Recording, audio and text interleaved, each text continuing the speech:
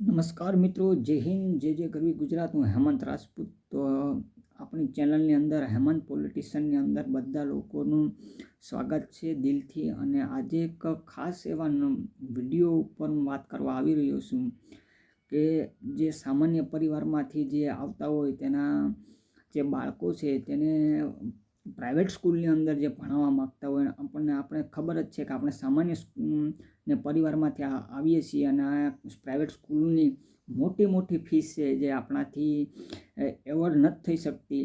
એટલા માટે ક્યાંક ને ક્યાંક આપણા બાળકને આપણે સરકારી સ્કૂલની અંદર દાખલ કરાવીએ છીએ મિત્રો, અને આપણે તેને ભણાવીએ છીએ. પરંતુ સરકારશ્રીનો 2009માંથી એક એક્ટ પસાર કરવામાં આવી રહ્યો છે મિત્રો. એના અંતર્ગત જે બાળક છે તેને ફ્રીમાં પ્રાઇવેટ સ્કૂલની અંદર એજ્યુકેશન આપવામાં આવે છે. તો તેના વિશે હું આજે વાત કરવા માટે આવ્યો છું મિત્રો, અને તમામ આ એક્ટ વિશે વાત કરીશ. અને શું છે આ એક્ટ તમને એ પણ સમજાવીશ. શું આ એક્ટ છે, કયા સમયમાં એક્ટ પસાર કરવામાં આવ્યો હતો, અને આ ઓનલાઈન ફોર્મ કઈ રીતે ભરવા, અને શું ડોક્યુમેન્ટની જરૂર પડશે મિત્રો. તમામ વિગતો હું આ આખા વિડીયોની અંદર તમને જણાવીશ. અને તમે પણ જો તમારા બાળકને જો ફ્રીમાં, એટલે એક પણ રૂપિયાનો ખર્ચો નથી, અને ફ્રીમાં જો મોટી પ્રાઇવેટ સ્કૂલની અંદર તમે જો તમારા બાળકને એડમિશન કરાવવા માંગતા હો તો આ વિડીયો અંત સુધી જોતા રહેજો. ને આપણી ચેનલની અંદર જો તમે નવા હો તો આપણી ચેનલને સબસ્ક્રાઈબ કરી અને બેલ આઇકોન પ્રેસ કરી દેજો, જેથી કરીને આપણો વિડીયો છે તમને સૌથી પહેલાં તમને જોવા મળે. તો મિત્રો ચાલો હું તમને શરૂ કરી દઉં છું. અને થોડુંક મેં લખી અને થોડુંક નોલેજ પણ ભેગું કર્યું છે, તો એના થકી હું તમને સમજાવું છું મિત્રો. તો RTE એક્ટ જે લગભગ 2009ની અંદર જે ખરડો એક પાર્લામેન્ટની અંદર પસાર કરવામાં આવ્યો હતો, અને આ લગભગ કાયદો છે તે મનમોહન સિંહની સરકારની અંદર જ્યાં એની સરકાર હતી ત્યારે આ કાયદો પસાર કરવામાં હતો. જે સામાન્ય અને ગરીબ વર્ગના બાળકો છે જે ફ્રીમાં જે પ્રાઇવેટ સ્કૂલની અંદર ભણી અને પોતાનું ભવિષ્ય બનાવી શકે, તો આ કાયદાની અંતર્ગત શું છે, આ કાયદાની અંતર્ગત તો તમારું બાળક છે તે ધોરણ 1થી 8 સુધીનો ફ્રી અભ્યાસક્રમ આ એક્ટમાં દર્શાવ્યા મુજબ તમે એને કરાવી શકો છો મિત્રો. તો શું તમને આ એક્ટ વિશેની પણ મેં તમને માહિતી આપી દીધી. અને આ RTE એક્ટ ઓનલાઈન જે અરજી કરવા માટે આપણે શું જરૂર પડશે મિત્રો, અને આપણી પાસે કઈ લાયકાત હોવી જોઈએ કે જેથી કરીને આપણે પણ આ જે ફ્રી એજ્યુકેશનની જે યોજના છે એનો આપણે પણ લાભ મેળવી શકીએ છીએ મિત્રો. તો ચાલો હું તમને થોડુંક નોલેજ એના વિશે પણ આપી દઉં. તો તમારું બાળક જે ધોરણ 1 કે 2 કોઈ પણ ધોરણની અંદર અભ્યાસક્રમ કરેલો ન હોવો જોઈએ. પહેલો નિયમ છે મિત્રો, તો જ તમને આની અંદર એડમિશન મળશે, પ્રવેશ ફોર્મ, તો જ તમે ભરી શકશો. બાકી તમે પ્રવેશ ફોર્મ ભરી શકશો નહીં, બરાબર છે.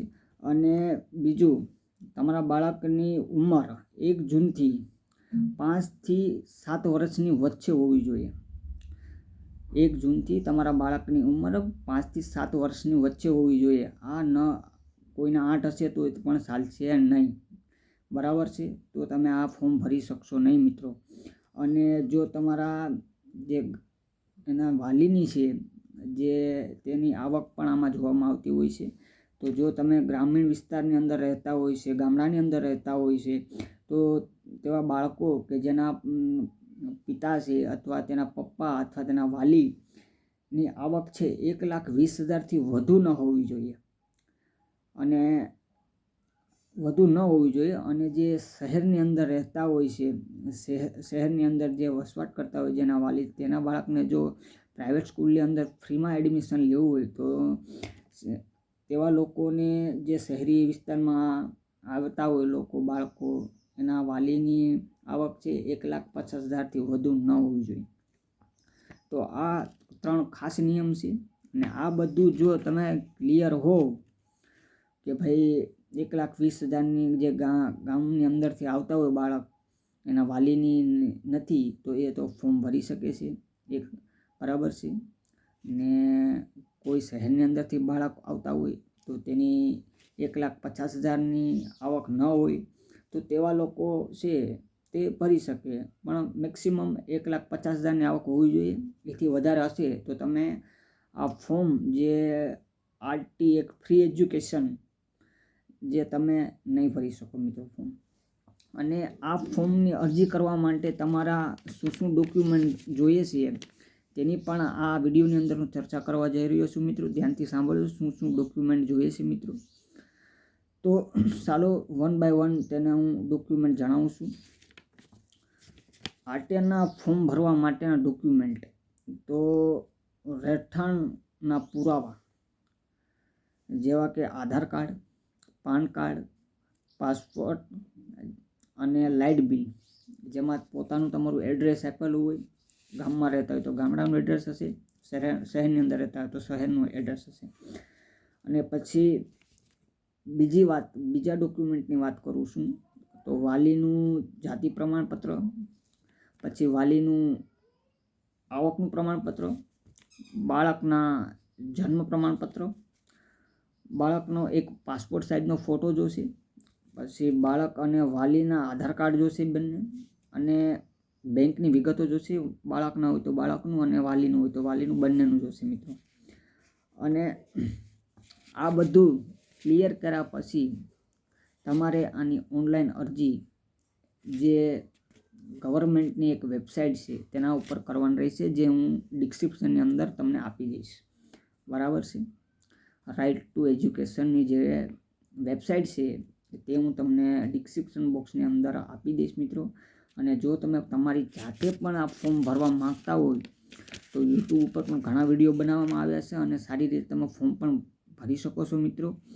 અને તમને આમાં કંઈ સમજ ન પડતી હોય તો તમારા વિસ્તારની અંદર આજુબાજુના જે સાયબર કેફે કહી શકાય છે તેની અંદર જઈને તમે આ બધા ડોક્યુમેન્ટ સબમિટ સાથે લઈને જજો, જેથી કરીને તમારા ફોર્મ ભરાઈ જાય છે.